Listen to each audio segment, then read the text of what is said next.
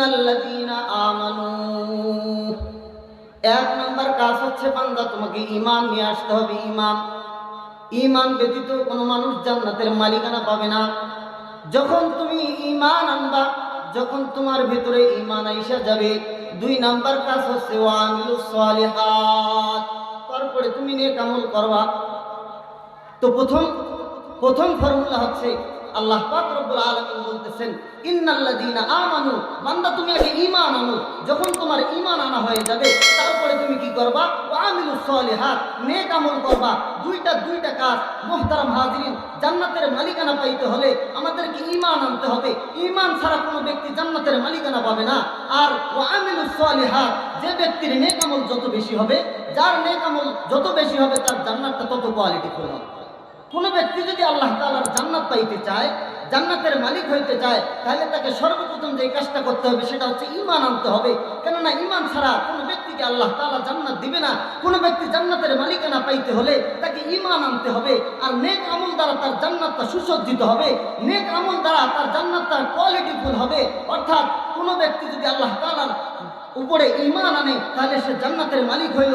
তারপরে সে নামাজ পড়লো, তো তার জান্নাতটা কোয়ালিটিফুল হইতে থাকলো। সে রোজা রাখলো, সে যাকাত দিল, আল্লাহ তাআলার বিধিবিধানগুলো সে মানতে থাকলো।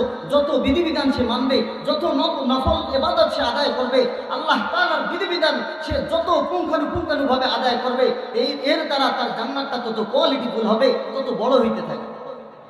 কিন্তু মুহতারাম হাজিরিন, বড় দুঃখজনক হলেও সত্য যে আজকে আমাদের সমাজে কিছু মানুষ আছে যারা নিজেরা নেক আমল করতে করতে জান্নাতের কমপ্লিট ডেকোরেশনের মালিক হয়েছে ঠিক, কিন্তু জান্নাতের মালিকানা পাওয়ার জন্য, জান্নাতের ঘরের মালিক হওয়ার জন্য যেই ঈমানের প্রয়োজন, এই ঈমানের খবর এখনো নেয়নি। বড় দুঃখজনক। আজকে সুদখোর ঘুষখোর দিয়ে আজকে মসজিদগুলো ভরে গেছে, অথচ সে মনে করতেছে আমি তো লক্ষ লক্ষ টাকা দিয়ে মসজিদ করছি, আমি তো মাদ্রাসায় লক্ষ লক্ষ টাকা দান করি, আমি তো প্রতি বছরে মাহফিল করি। হ্যাঁ ভাই, আপনি কি জানেন না যে আল্লাহ তাআলার জান্নাতের মালিকানা পাইতে হলে আপনাকে আগে ঈমান আনতে হবে? আর বেটা, আপনার ঈমান তো ঠিক নেই, তোমার তো ঈমান ঠিক নাই। যদি তোমার ঈমান থাকতো, তাহলে কখনো সুদের উপরে টাকা খাটাইয়া তুমি মসজিদ করতে না, সুদের উপরে টাকা দিয়া তুমি কখনো মাহফিল করতে না, আর এই আশা করতে না যে আল্লাহ তাআলা আমাকে জান্নাত দিবে। পৃথিবীর প্রতিটা জিনিসের একটা নিজাম আছে, অসংখ্য অগণিত নিজাম আছে। তার মধ্য থেকে একটা নিজাম হচ্ছে যে আমরা যদি কোনো কিছুর মালিক হতে চাই, তাহলে ওই জিনিসটা যে আবিষ্কারক, ওই জিনিসের আবিষ্কারকের পদ্ধতি মেনটেন করে, ফর্মুলা মেনে আমাদেরকে ওই জিনিসটার মালিক হইতে হবে। যেমন আমার হাতে একটা ঘড়ি আছে, এই ঘড়িটার মালিক যদি আমি হতে চাই, তাহলে এই ঘড়িটার যে আবিষ্কারক, এই ঘড়িটা যে আবিষ্কার করেছে, বানিয়েছে, তার পদ্ধতি মেনটেন করে আমাকে এই ঘড়িটার মালিক হইতে হবে। অন্যথায় আমি এই ঘড়িটার মালিক হইতে পারবো না। তার পদ্ধতি কি, তার ফর্মুলা কি? যে এই ঘড়িটা আবিষ্কার করেছে, যেই কোম্পানিতে এই ঘড়িটা আবিষ্কার করা হয়েছে, এই কোম্পানির কাছ থেকে কোনো দোকানদার ক্রয় করে নিয়েছে। ওই দোকানদার এই ঘড়িটার মালিক হয়েছে।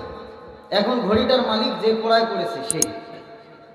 এখন যদি আমি মালিক হইতে চাই, তাহলে ওই দোকানদারের কাছ থেকে, ওই দোকানদারের ফর্মুলা মেনটেন করে আমাকে এই ঘড়িটার মালিক হইতে হবে। তো এই দোকানদারের ফর্মুলা কি?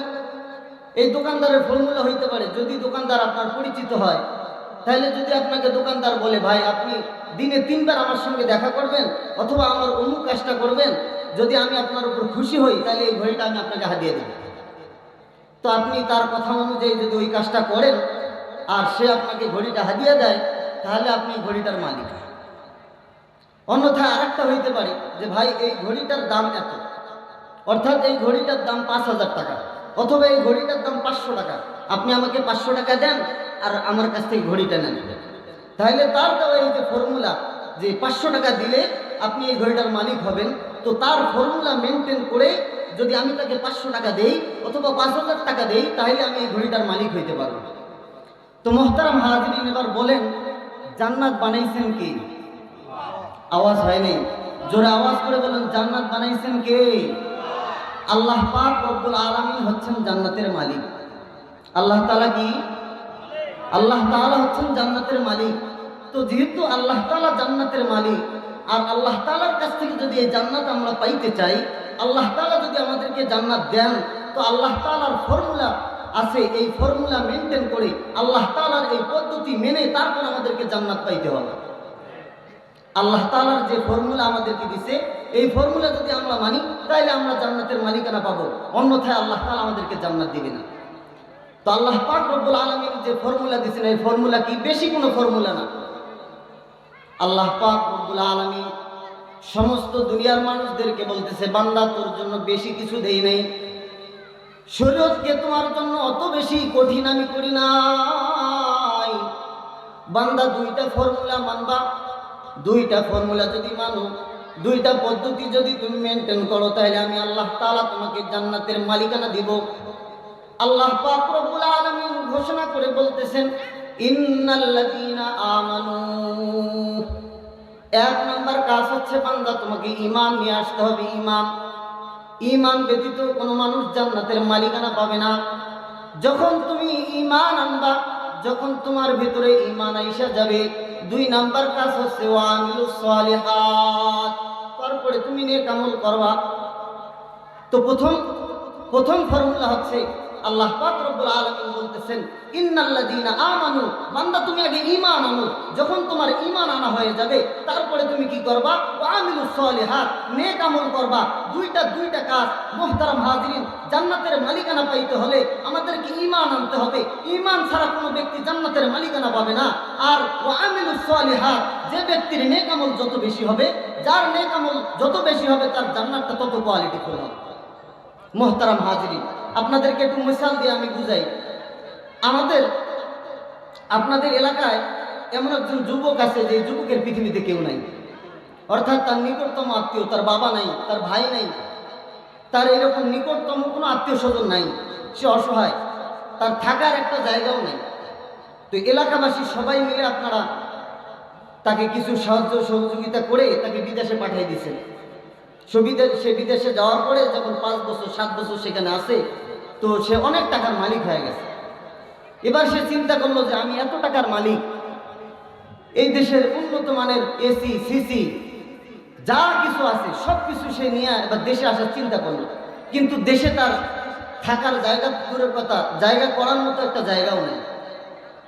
আচ্ছা বলেন, এই ব্যক্তি যদি উন্নত মানের এত কিছু নিয়ে তার দেশে আসে, তাহলে এই ব্যক্তিটাকে আপনারা কি সুস্থ মস্তিষ্ক সম্পূর্ণ বলবেন? কেন বলবেন না? যে আরে বেটা, তোর তো কোনো ঘরেই নাই, তুই ঘর নাই, ঘর সাজানোর জিনিস দিয়ে কি করবি? তো মুহতারাম হাজিরিন, কোনো ব্যক্তি যদি আল্লাহ তাআলার জান্নাত পাইতে চায়, জান্নাতের মালিক হইতে চায়, তাহলে তাকে সর্বপ্রথম যে কাজটা করতে হবে সেটা হচ্ছে ঈমান আনতে হবে।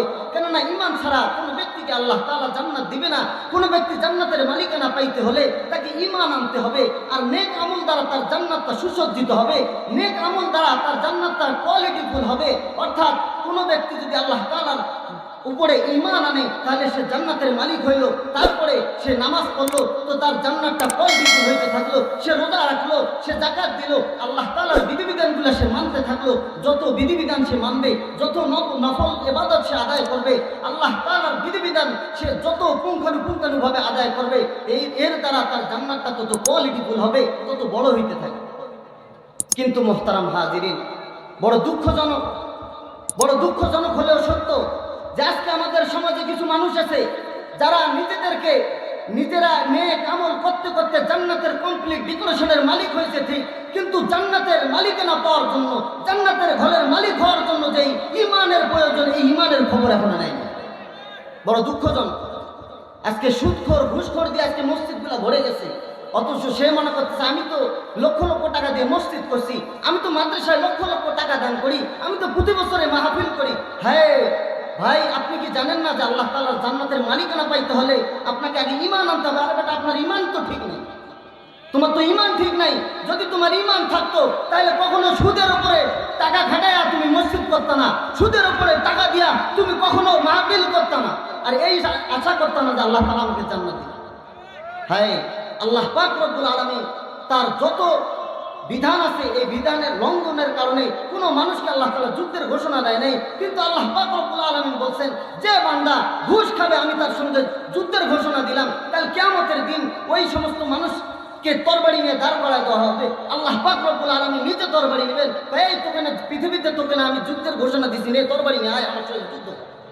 পাবেন পাবেন আল্লাহ তাআলার সাথে যুদ্ধ করতে? আল্লাহ পাক রব্বুল আলামিন যুদ্ধের ঘোষণা দিয়েছেন। শুধু তাই নয়, সুদের 70টা এরকম মারাত্মক মারাত্মক গুনাহ আছে, তার মধ্যে থেকে সব থেকে ছোট যেই গুনাহ সেটা হচ্ছে মায়ের সঙ্গে জেনা করা। নাউজুবিল্লাহ বলবেন। সব থেকে নিম্ন স্তরে হচ্ছে মায়ের সঙ্গে জেনা করা। আর যে ব্যক্তি সামান্য পরিমাণ 1 দিরহাম পরিমাণ সুদ খাইল, সে 36টা মেয়ের সঙ্গে জেনা করল। 36টা মেয়ের সঙ্গে সে জেনা করল।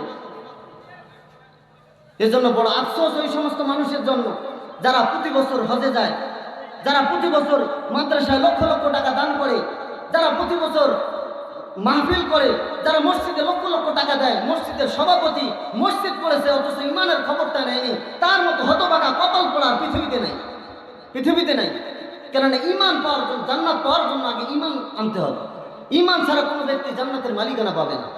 এই জন্য মোহতারাম হাজিরিন, আপনার পায়ে ধরে বলি ভাই, আগে ইমান ঠিক করেন, ইমান ঠিক করেন, তারপরে নেক আমল। আরে আপনি নেক আমল দিয়ে করবেন তো করবেন কি যদি আপনার ইমান না থাকে? নেক আমল দিয়ে করবেন কি? যুবক ভাইরা, আপনারা একটা নাম জানেন, মুরব্বীরা নাও জানতে পারেন, মাদার তেরেসা নামে একজন মহিলা ছিল। মাদার তেরেসা চেনেননি? চেনেন না? যুবক ভাইরা তো চেনার কথা। এই মাদার তেরেসা, আপনার নামটা শুই নাই বুঝে গেছেন যে এই মহিলাটা আমাদের ধর্মের নাকি ভিন্ন ধর্মের। তো এই মহিলাটা এমন একজন মহিলা ছিল যে তার টোটাল জীবনটা মানব সেবায় ব্যয় করছে। সে মানব সেবায় এতটা সিরিয়াস ছিল যে সে বিবাহটা পর্যন্ত করে নাই। কেননা তার থিওরি ছিল, যদি আমি বিবাহ করি তাহলে আমার স্বামীকে একটা সময় দিতে হবে, আমার সংসারে একটা সময় দিতে হবে, আর এই সময়টা মানব সেবা থেকে ব্যাহত হবে। এই কারণে সে বিবাহটা পর্যন্ত করে নাই, তার টোটাল জীবনটা সে মানব সেবায় ব্যয় করছে। তো এবার আপনাদের কাছে আমার প্রশ্ন, বলেন এই ব্যক্তিটা কত কোয়ালিটিফুল জান্নাতের মালিক হবে? বলেন তো, জান্নাতের মালিক হবে? আল্লাহ পাক রব্বুল আলামিন তাকে অনেক বড় জান্নাতের মালিক দিবে, বানাবেন। কেন বানাবেন না? তার ঈমান নেই, সে মুসলিম নয়, আল্লাহ পাক রব্বুল আলামিনের উপরে তার বিশ্বাস নাই। এই কারণে সে যত আমল করুক, সে 1000 রাকাত নফল নামাজ পড়লেও, 1000 1000 কোটি কোটি টাকা দান করলেও, সমস্ত মানুষের খেদমত করলেও, তার এই দান, তার এই সদকা, তার এই নেক আমল আল্লাহ তাআলার কাছে গ্রহণযোগ্য নয়। এই জন্য মুহতারাম হাজিরিন, ঈমান সর্বপ্রথম আমাদেরকে আনতে হবে। আগে আমাদের ঈমান ঠিক করতে হবে। যদি আমাদের ঈমান ঠিক হয়, তারপরে আমাদের নেক আমল যত বেশি হবে, আল্লাহ তাআলার জান্নাতটা তত বড় হবে। তারপরে আমাদের নেক আমল যত বেশি হবে, আল্লাহ পাক রব্বুল আলামিন তত বড় জান্নাত আমাদেরকে দিবেন, তত জান্নাতের নাজ আর নিয়ামত আমাদেরকে দিবেন আল্লাহ তাআলা। তো মুহতারাম হাজিরিন, এই ঈমানটা কি জিনিস? প্রশ্ন হয় না যে ঈমান কাকে বলে? যেহেতু আমাদের দেশে বুদ্ধিজীবী বেশি, আমাদের বাঙালিদের আবার বুদ্ধি বেশি, অনেকের মাথায় জায়গা নাই যে শরীয়তের একটা মাসলা ঢোকার মতো জায়গা অনেকের মাথায় নাই। এই কারণে একদম ছোট্ট একটা সংজ্ঞা আমি দেই। ঈমান বলা হয় বিসমিল্লাহর বা থেকে নিয়ে সূরা নাসের শেষ পর্যন্ত টোটালটার উপরে বিশ্বাস করার নাম হচ্ছে ঈমান। অর্থাৎ কোনো ব্যক্তি যদি বলে ভাই, আরে ইসলামে কোরআনে জিহাদের কথা বলা আছে, এই জিহাদটা একটু জঙ্গি জঙ্গি লাগে, তাহলে তার ঈমান, জোরে আওয়াজ দিয়ে বলেন, তার ঈমান নাই। কেননা আল্লাহ পাক রব্বুল আলামিন এই জিহাদের বিধান কোরআনুল কারীমের মধ্যে দিয়েছেন। জিহাদ একটা পবিত্র বিধান। অর্থাৎ কোনো ব্যক্তি যদি জিহাদের বিরুদ্ধে কথা বলে, অর্থাৎ আমরা যদি জিহাদের কথা বলি আর আমাদেরকে যদি জঙ্গি বলে গালি দেওয়া হয়, তাহলে বোঝা গেল তার ঈমান নাই, সে ঈমানদার হইতে পারে না। তো মুহতারাম হাজিরিন, এই ঈমান বিসমিল্লাহর বা থেকে নিয়ে সূরা নাসের শেষ পর্যন্ত টোটালটার উপরে বিশ্বাস স্থাপন করার নাম হচ্ছে ঈমান। কিন্তু বেঈমান কাকে বলে? টোটাল কোরআন শরীফের উপরে বিশ্বাস স্থাপন করলে আমরা ঈমানদার হই, কিন্তু বেঈমান হওয়ার জন্য কিন্তু টোটাল কোরআন শরীফ অবিশ্বাস করা লাগে না। টোটাল কোরআন শরীফ অবিশ্বাস করা লাগে, এটা বোঝার জন্য একটা ছোট্ট মিসাল দেই। আমরা এখানে যারা আছি অধিকাংশরাই মুসল্লি। আমরা জানি নামাজের জন্য অনেকগুলো শর্ত আছে, তার মধ্যে একটা শর্ত হচ্ছে কাপড় পাক হওয়া। কি হওয়া? কাপড় পাক হওয়া। আচ্ছা বলেন, এই যে কাপড়টা আছে, নাপাকির ধরেন যে 10 আইটেমের নাপাকি আছে, প্রসাব, পায়খানা, রক্ত, পুষ ইত্যাদি, এরকম 10 আইটেমের নাপাকি ধরলাম। আচ্ছা বলেন, এই কাপড়টা পবিত্র রাখার জন্য কি করতে হবে? এই কাপড়টাকে আমি পবিত্র রাখতে চাইলে এই 10 আইটেমের নাপাকি থেকে এই কাপড়টাকে সেফ রাখতে হবে। আচ্ছা বলেন, এই কাপড়টা নাপাক হওয়ার জন্য কি 10 আইটেমের নাপাকি ভরা লাগবে? কথা বলেন আপনারা, কথা বলতে হবে।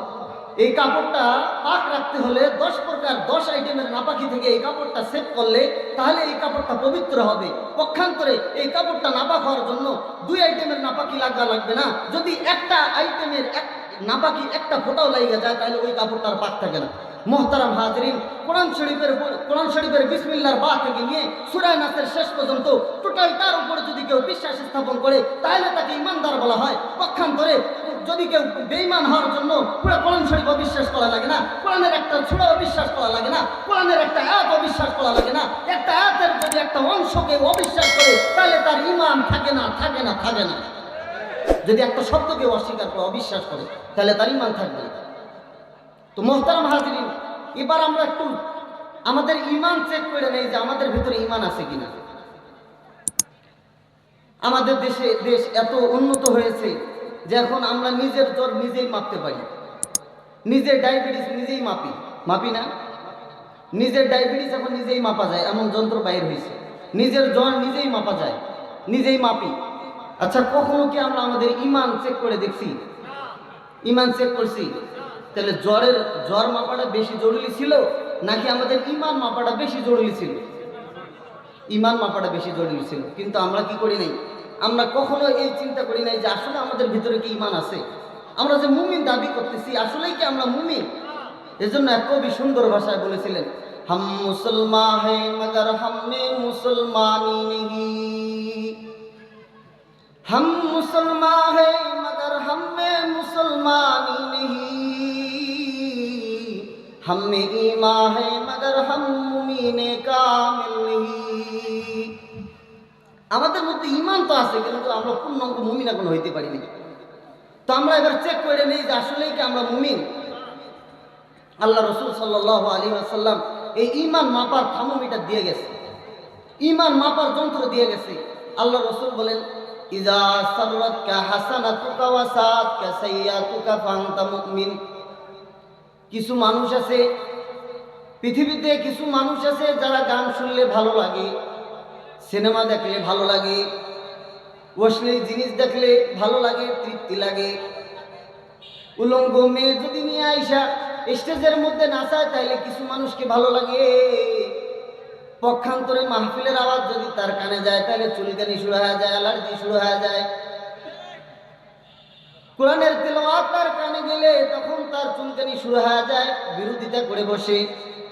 আল্লাহ রাসূল বলেন, ওই সমস্ত লোক যারা গুনাহ করতে ভালোবাসে, ওই সমস্ত লোক যারা নর্তকী নাচাইতে ভালো লাগে, ওই সমস্ত লোক যারা খারাপ জিনিস দেখতে ভালো লাগে, আর পক্ষান্তরে তার ভালো কিছু শুনলে, কোরআনের আয়াত শুনলে, কোরআনের মাহফিলের আওয়াজ তার কানে গেলে তার চুলকানি শুরু হয়ে যায়, তার ভালো লাগে না, বিরোধিতা করে, তাহলে বোঝা গেল যে ওই ব্যক্তিটার ভিতরে ঈমান নাই। ইজা সাররাতকা হাসানাতুকা ওয়া সাআতকা সাইয়্যাতুকা ফাআনতা মুমিন। যখন তোমাকে কোনো খারাপ কাজ করবা, যখন কোনো খারাপ কাজ তোমার দ্বারা হয়ে যাবে, তখন সঙ্গে সঙ্গে পেরেশানি চলে আসবে, আয় আমার দ্বারা খারাপ কাজ হয়ে গেল, আয় আমি একটা গুনার কাজ করে ফেললাম। যখন এই পেরেশানিটা কোনো ব্যক্তির ভিতরে চলে আসবে, যখন তার ভিতরে এই অনুতপ্তটা আসবে যে আয় আমার দ্বারা গুনাহ হয়ে গেল, আয় আমি এটা তো আল্লাহ তাআলার বিধান লঙ্ঘন করলাম, এই বিষয়টা যখন কোনো মানুষের চলে আসবে, পক্ষান্তরে সে ভালো কাজ করবে, নামাজ পড়বে, নামাজ পড়ার কারণে তার প্রশান্তি লাভ হবে। এই যে এখানে আপনারা আসতেন, এসে কোরআন শুনতেছেন, আল্লাহ তাআলার কোরআন শুনতেছেন, ভালো লাগতেছে, বুঝবেন আপনার ভিতরে ঈমান আছে। আল্লাহর কোরআনের তেলাওয়াত শুনতেছেন, ভালো লাগতেছে, বুঝবেন আপনার ভিতরে ঈমান আছে। পক্ষান্তরে যদি আপনাকে ভালো কাজ ভালো না লাগে, খারাপ কাজ ভালো লাগে, তাহলে বুঝবেন আপনার ভিতরে ঈমান নাই। আল্লাহর হাবিব সাল্লাল্লাহু আলাইহি ওয়াসাল্লাম হাদিসে এই কথাটাই বলতেছেন, ইজা সাররাতকা হাসানাতুকা, যদি খারাপ কাজ তোমাকে অনুতপ্ত করে, যদি গুনাহ করে গুনাহ যদি হয়ে যায়, যদি অনুতপ্ত হও, আল্লাহ তাআলার দিকে তওবা করো, আর পক্ষান্তরে ভালো কাজ করার পরে তোমার ভিতর অনুতপ্তটা আছে, তোমার ভিতরে ভালো লাগা কাজ করে, তাহলে বুঝবা তোমার ভিতরে ঈমান আছে। হায়, আজকে আমাদের এখন এবার একটু নিজেকে ভাইবা দেখেন যে আসলে আপনি কতটুকু আপনার ভিতরে ঈমান আছে। এই যে ছেলে মেয়েকে বিয়ে দেন, ব্যাকসিট নিয়ে এসে গান বাজান, ভালো লাগে, ঈমান আসেনি? ঈমান আছে? আছে। আর এই যে আমাদের মাহফিল হচ্ছে, কিছু মানুষের, অবশ্যই কিছু মানুষ আছে যাদের ভালো লাগতেছে না, এই পাশে তো কিছু আওয়াজ আসতেছে গানের, ব্যাকসাইডের, তো এই লোকগুলোকে ভালো লাগতেছে না, বলেন তো ঈমান আছে? আছে। এই সাহাবায়ে কেরামের ঈমানটা কি ছিল? আর ঈমান শিখবা তো শিখবা কার কাছে? সাহাবায়ে কেরামের কাছেই তো শিখবা নাকি? তো দেখেন সাহাবায়ে কেরামের ঈমানটা কি ছিল। এক সাহাবী আল্লাহ রাসূলের কাছে আসছেন, আয়েশা আল্লাহ রাসূলকে বলতেছেন, ইয়া রাসূলুল্লাহ, আমি জিনা করে ফেলছি। কি বলছেন? সাহাবী আয়েশা বলে, ইয়া রাসূলুল্লাহ, আমার দ্বারা মারাত্মক একটা গুনাহ হয়ে গেছে, আমি তো জিনার কাজ করে ফেলেছি, জিনাহ করে ফেলেছি, আমাকে শাস্তি দেন। আল্লাহর হাবিব সাল্লাল্লাহু আলাইহি ওয়াসাল্লাম তার থেকে মুখটা অন্যদিকে ফিরাই নিলেন। সাহাবী আবার আল্লাহর রাসূলের সামনে যা বলে, ইয়া রাসূলুল্লাহ, আমি জিনাহ করে ফেলেছি, আমাকে শাস্তি দেন। আল্লাহর রাসূল সাল্লাল্লাহু আলাইহি ওয়াসাল্লাম আবারও তার দিক থেকে মুখটা ফিরাই নিলেন। আল্লাহর রাসূল যেন তাকে বলতেছেন, যা, জিনাহ করে ফেলেছিস, যা, তুই যা, নীরবে গোপনে আল্লাহ তাআলার কাছে তওবা করে ফেল, আমাকে বলিস না। কিন্তু ওই সাহাবী তো সাহাবীর মনে বড় ভয়, সাহাবীর মনে বড় ভয়, না জানি যদি তওবা করি আর এই তওবাটা যদি আল্লাহ তাআলা কবুল না করে, তাহলে তো কাল কিয়ামতের দিন আল্লাহ তাআলার সামনে একজন জিনাকার হয়ে দাঁড়াইতে হবে। এই ভয়ে সে তৃতীয়বার আবার আল্লাহ তাআলার রাসূলের সামনে যা বলে, ইয়া রাসূলুল্লাহ, আমি জিনা করে ফেলেছি, আমাকে শাস্তি দেন। যখন তিনবার বলে ফেলছে, ইসলামের বিধান হচ্ছে যখন কোনো মানুষ তিনবার স্বীকার করে ফেলবে তখন তার উপরে হদ কায়েম করা হবে, তখন ইসলামের বিধান তার উপরে প্রয়োগ করা হবে। এবার আল্লাহ রাসূল সাল্লাল্লাহু আলাইহি ওয়াসাল্লাম সাহাবীকে ডাইকা বলে, এই আমার সাহাবী, একে নিয়ে যাও, তাকে পাথর নিক্ষেপ করো। অতঃপর তাকে নিয়ে গিয়ে তাকে অর্ধেক মাটিতে পুঁতে রেখে তাকে যখন পাথর নিক্ষেপ করা হইতেছিল, যেই সাহাবীটা ওই জিনাহকার সাহাবীকে পাথর নিক্ষেপ করতেছিল, পাথর নিক্ষেপ করার সময় যখন একটা পাথর তার দিকে মারছে, ওই পাথরটা তার শরীরে লাগার সঙ্গে সঙ্গে একটা রক্তের ছিটা ওই সাহাবীর গায়ে এসে লাগছে। আর রক্তের ছিটাটা তার গায়ে লাগার সঙ্গে সঙ্গে সাহাবী বলতে চায়, এই জিনাকারের রক্ত আমার শরীরে লাগলো। সে আফসোস কইরা বলতে চায়, জিনাকারের রক্ত আমার শরীরে লাগলো। আল্লাহ রাসূল সাল্লাল্লাহু আলাইহি ওয়াসাল্লাম যখন শুনলেন, তখন ওই সাহাবীকে ধমক দিয়া বললেন, এই আমার সাহাবী, তাকে জিনাকার বইলো না, তাকে তুমি জিনাকার বইলো না। সে যেই তওবাটা করছে, তার তওবার ধরনটা এমন ছিল, তার তওবাটা আল্লাহ তাআলা এমন ভাবে কবুল করছে, সে যদি নিজের জন্য তওবা না চায়, পুরা মক্কাবাসীর জন্য তওবা চাইতো, তাহলে আল্লাহ পাক রব্বুল আলামিন সমস্ত মক্কাবাসীদের সমস্ত গুনাহকে মাফ করে দিত। তওবার পাওয়ারটা কি রকম ছিল, কি রকম তওবা ছিল? তো সাহাবীর ভেতরে কি রকম ভয়, যে যদি দুনিয়াতে আমি তওবা করি আর এই তওবাটা যদি আমার কবুল না হয়ে যায়, তাহলে আল্লাহ তাআলার সামনে জিনাহকার হয়ে দাঁড়াইতে হবে। সাহাবীর ভেতরে কি ভয় ছিল। কিন্তু মুহতারাম হাজিরিন, কতই গুনাহ না আমরা করি, কত গুনাহ আমাদের দ্বারা হইতেছে। হায়, অশ্লীলতার কথা তো বাদেই দিলাম, হায় আল্লাহ পাক রব্বুল আলামিন আমাদেরকে যে ভালোবাসা দিল, এই ভালোবাসা ব্যয় করতেছি কার কাছে? এই ভালোবাসা বাঁচতেছি কার কাছে? আল্লাহ তাআলার দেওয়া ভালোবাসা। আল্লাহ তাআলা ভালোবাসা দিলেন কেন? আল্লাহ তাআলা তো ভালোবাসা দিছেন, আর দিয়া বলছেন, বান্দা, এই ভালোবাসা দিছি আমাকে মহব্বত করার জন্য, আমাকে ভালোবাসার জন্য, 14 ফেব্রুয়ারি পালন করার জন্য নয়, মেনিয়া পার্কে ঘোরার জন্য নয়। এই ভালোবাসা তোমাকে পরক্রিয়া করার জন্য দেওয়া হয় নাই, এই ভালোবাসা দিছি যাতে তুমি আমাকে মহব্বত করো। এজন্যই আল্লাহ পাক রব্বুল আলামিন কুরআনুল কারীমের মধ্যে ঘোষণা করে বলেন, ওয়াল্লাযীনা আমানু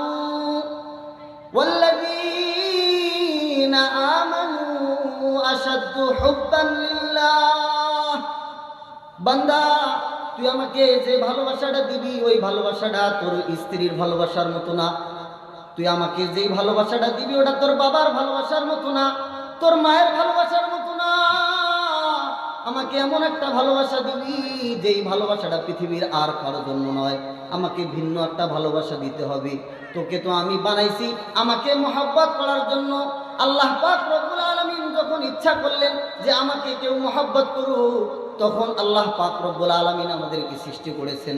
আল্লাহ পাক রব্বুল আলামিন আমাদেরকে সৃষ্টি করেছেন ভালোবাসার জন্য। কাকে ভালোবাসবো? আল্লাহ তাআলাকে ভালোবাসবো। আল্লাহ তাআলাকে ভালোবাসবো তো বাসবো না কেন? আল্লাহ পাক রব্বুল আলামিন আমাদেরকে কত ভালোবাসেন। কাল কিয়ামতের দিনও আল্লাহ পাক রব্বুল আলামিন বান্দাদেরকে ওসিলা দিয়ে তালাশ করতে থাকবে, ওসিলা তালাশ করতে থাকবে। আমার বান্দাদেরকে আমি কিভাবে মাফ করব? কিয়ামতের দিন আল্লাহ পাক রব্বুল আলামিনের সামনে দুইজন যুবককে উপস্থিত করা হবে। দুইজন যুবকের মধ্যে থেকে কোনো যুবকের আমলনামায় কোনো সওয়াব থাকবে না, কোনো নেক আমল থাকবে না। এমন দুইজন যুবককে উপস্থিত করা হবে। আল্লাহ পাক রব্বুল আলামিন ওই যুবকদের বিষয়ে ফয়সালা দিবেন যে এরা জাহান্নামী, তাদেরকে জাহান্নামে নিক্ষেপ করো, তাদেরকে জাহান্নামে পাঠায় দাও। অতঃপর ওই ফেরেশতারা ওই দুই যুবককে জাহান্নামের দিকে নিয়ে যাইতে থাকবে। ওই দুই যুবক যখন জাহান্নামের দিকে যাইতে থাকবে, দুইজন যুবকের মধ্য থেকে একজন যুবক জাহান্নামের দিকে যাইতে থাকবে আর ফিরে ফিরে আল্লাহ তাআলার দিকে তাকাইবে। একটু আগে আবার জাহান্নামের দিকে যাবে, আবার একটু পরে আল্লাহ তাআলার দিকে ফিরে তাকাবে। আল্লাহ পাক রব্বুল আলামিন যুবকটাকে ডাক দিবে, এই এদিকে আয়। যুবকটা আসবে, আল্লাহ তাআলা বলবে তুই জাহান্নামের দিকে যাইতেছিস, আবার ফিরে ফিরে আমার দিকে তাকাইতেছিস কেন? ওই যুবকটা তখন বলবে, ওকে আল্লাহ, পৃথিবীতে ওয়াজ শুনছি, উলামায়ে কেরামের মুখ থেকে শুনছি তুমি রহমান, তুমি রহিম, তুমি নিজ হাতে তোমার বান্দাদেরকে বানাইছো জাহান্নামের আগুনে দিবা না। এই আশায় তোমার দিকে ফিরা ফিরা তাকাইতেছি গো আল্লাহ, যদি আপনি আপনার দয়া আর মেহেরবানি দিয়ে আমাকে মাফ কইরা জাহান্নাম থেকে মুক্তি দেয়া, জান্নাতে দিয়া দেন। জান্নাত কয় মিনিট সময় দিয়েছিলাম?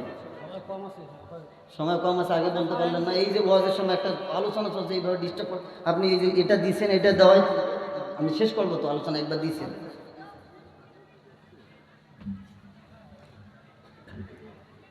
তো ওই যুবকটা আল্লাহ পাক রব্বুল আলামিনকে যখন বলবেন যে আল্লাহ আপনার দয়ার আশায় আমি আপনার দিকে ফিরে ফিরে তাকাইতেছি, তখন আল্লাহ পাক রব্বুল আলামিন তাকে মাফ করে জান্নাতে দিবে। ওই যে আর একজন যুবক আছে, ওই যুবকটা জাহান্নামের দিকে যাইতে থাকে। তো আল্লাহ পাক রব্বুল আলামিন ফেরেশতাদেরকে বলবে তাকে আটকাও। যখন সে জাহান্নামে পড়বে, এই সময় ফেরেশতারা তাকে ধরে ফেলবে, তাকে আল্লাহ তাআলার সামনে উপস্থিত করবে। আর আল্লাহ তাআলা তাকে জিজ্ঞেস করবে, এই যুবক, তুই জাহান্নামে যাইতেছিস তো যাইতেছিস কি, জাহান্নামে যাওয়ার এত শখ কেন তোর ভিতরে? তো ওই যুবকটা বলবে, আল্লাহ পৃথিবীতে কত নির্দেশ করছেন, পৃথিবীর নামাজের নির্দেশ দিচ্ছেন, পৃথিবীতে হালাল হারামকে মেনে চলার নির্দেশ দিচ্ছেন, কত কত নির্দেশ দিচ্ছেন আপনি, আপনার কোনো নির্দেশ আমি মানি নাই। কিন্তু আজকে আপনি আমাকে একটা নির্দেশ দিচ্ছেন, আজকেও যদি আমি আপনার এই নির্দেশটা না মানি তাহলে আমি আপনার বান্দা হওয়ার যোগ্যতা রাখি না। আল্লাহ পাক রব্বুল আলামিন তাকে বলেন যে বান্দা, তোর ভিতরে আমার যে এত তাজিম, আমার হুকুমের এত তাজিম তোর ভিতরে, যা এজন্য আমি তোকে মাফ করে জান্নাতে দেব। তো আল্লাহ পাক রব্বুল আলামিন এইরকম ওসিলা তালাশ করতে থাকবে, এরকম ওসিলা তালাশ করে করে আল্লাহ তাআলা বান্দাকে মাফ করে দিবেন। তো এই আল্লাহ তাআলাকে মহব্বত করবো না তো করবো কাকে বলেন? হ্যাঁ যুবক ভাই, সময় নেই, আমাকে সময় খুব সংক্ষিপ্ত দিয়েছে, আমি আলোচনা করব না। তবে এতটুকু আমি আমার যুবক ভাইদেরকে বলি, ভাই তোমাকে আল্লাহ তাআলা যৌবন এই মেনিয়া পার্কে ঘোরার জন্য দেয় নাই, 14 ফেব্রুয়ারি পালন করার জন্য, তোমাকে ভালোবাসা দিবস পালন করার জন্য আল্লাহ তাআলা ভালোবাসা দেয়। এজন্য যুবক ভাই, হাতে ধরি পায়ে ধরি এই সমস্ত কাজ থেকে বিরত থাকেন, এই সমস্ত কাজ থেকে বিরত থাকেন, নাহলে আল্লাহর গজব আসবে। হ্যাঁ যুবক ভাই, তুমি যদি জানতে আল্লাহ তাআলা তোমার জন্য জান্নাতে কি রাখছে জান্নাতে, তাহলে তো এই দুনিয়ার এই মেকা সুন্দরের পিছনে পড়তা না, এই পাখি জামাওয়ালির পিছনে পড়তা না। হ্যাঁ আল্লাহ তাআলা জান্নাতে তোমার জন্য কি রাখছে, আল্লাহ রাসূল সাল্লাল্লাহু আলাইহি ওয়াসাল্লাম হুরের বর্ণনা দিয়েছেন যে হুর এক একটা, জান্নাতের এক একটা হুর। আর তোমার জন্য যেই হুর আল্লাহ তাআলা বানাইছেন, তোমার জন্য যেই হুর আল্লাহ তাআলা জান্নাতে রাখছেন, এই হুরটা কেমন হবে আল্লাহ রাসূল বলছেন যে ওই হুরের একটা পায়ের যদি একটা আঙ্গুল আল্লাহ সে আসমানের নিচে নামায় দেয়, সমস্ত পৃথিবী আলোতে ভরে যাবে, সূর্য তার আলো হারিয়ে ফেলবে। যদি তার জান্নাতের একটা হুরের সে যদি তার চুলকে পৃথিবীতে নামায় দেয়, সমস্ত পৃথিবী শুক্রাণে ভরে যাবে। আরে জান্নাতের হুরের থুতু যদি 7 সমুদ্রে নিক্ষেপ করে 7 সমুদ্রের পানি তার থুতুতে মধুতে রূপান্তরিত হবে। এই হুর আপনার জন্য রাখছে।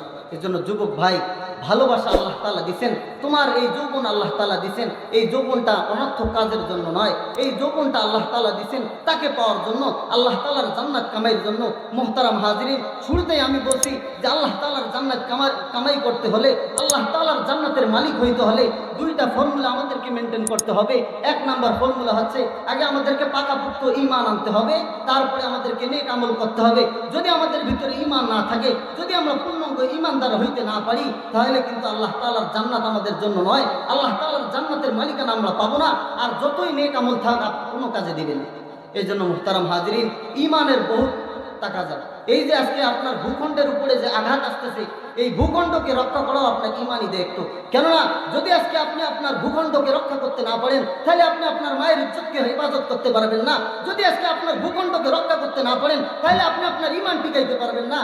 আমার ওস্তাদদের কাছে শুনেছি, যখন মায়ানমার থেকে এই নির্যাতিত মুসলিমগুলো আসছিল, মায়ানমারের নির্যাতিত এই মজলুম যুবকরা আমাদের বাংলাদেশের আলেমদের কাছে কান্না করতে করতে বলেছিল, হুজুর, আমি আমার মায়ের ইজ্জতকে বাঁচাইতে পারি নাই, আমি ওই জালেমদের থেকে আমার নিজের জানটা নিয়ে আমি বাংলাদেশে পাড়ি জমাইছি, কিন্তু আমার বোনের ইজ্জতকে রক্ষা করতে পারি নাই। আমার সামনে আমার মেয়েকে ধর্ষণ করে শহীদ করা হয়েছে, আমি তাকে আমার মেয়েকে বাঁচাইতে পারি নাই, আমি নিজেকে আত্মরক্ষা করে বাংলাদেশে আসছি। ও যুবক ভাই, আজকে তোমাকে বলছি, আজকে ভারতের দিকে তাকায় দেখো, আজকে তোমার পার্শ্ববর্তী দেশের দিকে তাকায় দেখো, তোমার দেশের মাটির দিকে শগুনের চোখ দিয়ে তাকাইতেছে। যদি আজকে তুমি জাগ্রত না হও, যদি তোমার ভূখণ্ডকে রক্ষা করতে না পারো, তাহলে তুমি তোমার ঈমান টিকাইতে পারবে না। যদি তোমার ভূখণ্ড তাদের হাতে চলে যায়, তোমাকে গোলামীর দাসত্বে বন্দিত হইতে হবে। যদি তোমার ভূখণ্ড তাদের কাছে চলে যায়, তাহলে তুমি তোমার ঈমান টিকাইতে পারবে না, তোমার মায়ের ইজ্জত বাঁচাইতে পারবে না, তোমার বোনের ইজ্জত বাঁচাইতে পারবে না, তোমার মেয়ের ইজ্জত বাঁচাইতে পারবে না, সবার ইজ্জত শেষ হয়ে যাবে। তোমার সামনে তোমার মেয়েকে ধর্ষণ করবে, বাঁচাইতে পারবে না। এজন্য যুবক ভাই, একবার জাগ্রত হইছো, শেখ হাসিনার মতো এরকম নরপশু বাংলাদেশ থেকে পালাইছে, তোমাকে আরেকবার জাগতে হবে। এই জাগরণের পর বাংলাদেশে কোনো সুদখোর থাকবে না, কোনো সুদখোর মসজিদের কমিটি হইতে পারবে না, কোনো সুদখোর মাহফিল কমিটি হইতে পারবে না, কোনো চাঁদাবাজ আল্লাহ তাআলার কোরআনের মাহফিলে বাধা দিতে পারবে না। আরেকবার তোমাকে জাগ্রত হইতে হবে। ওই জাগরণের পরে বাংলাদেশে কোনো ধর্ষক থাকবে না। আরেকবার তোমাকে জাগতে হবে, আরেকটা আন্দোলন তোমাকে করতে হবে। যে আন্দোলনের পর এদেশে আল্লাহ তাআলার কোরআনের আইন জারি হবে, আল্লাহর জমিনে আল্লাহর দ্বীন কায়েম হবে। এমন একটা আন্দোলন আপনাকে শেষ ফাইনাল আন্দোলন করে আল্লাহর জমিনে আল্লাহর দ্বীন কায়েমের এই আহ্বান আমি আমার যুবক ভাইদেরকে রেখে আমি আমার আলোচনা এখানেই শেষ করেছি। আল্লাহ পাক রব্বুল আলামিন আমাদের যুবক ভাইদেরকে তার যৌবন হেফাজত করার এবং আমার মুরব্বী বাবাদেরকে তার ঈমান আমল নিয়ে আল্লাহ তাআলা তার সামনে দাঁড়ার তৌফিক দান করুন। আমিন ওয়া আখিরু দাওয়ানা আলহামদুলিল্লাহি রাব্বিল আলামিন। আমি পরিশেষে আপনাদেরকে এতটুকু বলবো, আমি ঢাকা থেকে আসছি, যদিও বা আপনাদের এলাকারই সন্তান, অনেকে আমাকে চেনেন না। আমি আব্দুল মজিদ হাজি হাফিজহুল্লাহ, আমি ওনার ছোট ছেলে। আমি ঢাকায় জামিয়া কোরআনিয়া আরবিয়া লালবাগ ঢাকা মাদ্রাসা অধ্যয়নরত আছি। আপনারা সকলে আমার জন্য দোয়া করবেন, আল্লাহ তাআলা যেন সর্বদা হকের উপরে থাকার, হক কথা বলার তৌফিক দান করেন। আমি তো বলি যে আমার বাবার 4 ছেলের মধ্যে আমি সর্বশেষ। আমি আমার বাবা এখানে থাকতে পারে, অথবা আমার মা এখানে আছে। আমি বলি যে আপনার এই ছেলেটাকে অক্ষ করে দেন। হতে পারে আপনার এই ছেলেটা দিনের জন্য, দিনের হক কথা বলার জন্য, হকের বিরুদ্ধে, হকের পক্ষে লড়াই করতে গিয়ে হতে পারে বুলেট খেয়ে ঝাঁঝরা হয়ে যাইতে পারি, অথবা গর্দান দিয়ে দিতে হইতে পারে। কোনো আফসোস করবেন না, আল্লাহ তাআলার কাছে যায় কিয়ামতের দিন বলবেন, আল্লাহ তোমার জন্য, তোমার দিনের হেফাজতের জন্য আমি আমার একটা সন্তান দিচ্ছি, ওই সন্তানটা আজকে দেন।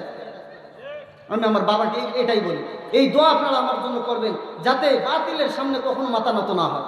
জীবন দিয়ে দেব, গর্দান দিয়ে দেব, যাতে কখনো কোনো বাতিলের সামনে মাথা নত না হয়, কখনো যাতে বিক্রি হয়ে না যায়। এই দোয়া আপনাদের কাছে কামনা করে আমি আমার সংক্ষিপ্ত আলোচনা এখানে শেষ করছি। ওয়া আখিরু দাওয়ানা আলহামদুলিল্লাহি রাব্বিল আলামিন। আসসালামু আলাইকুম ওয়া রাহমাতুল্লাহি ওয়া বারাকাতুহু।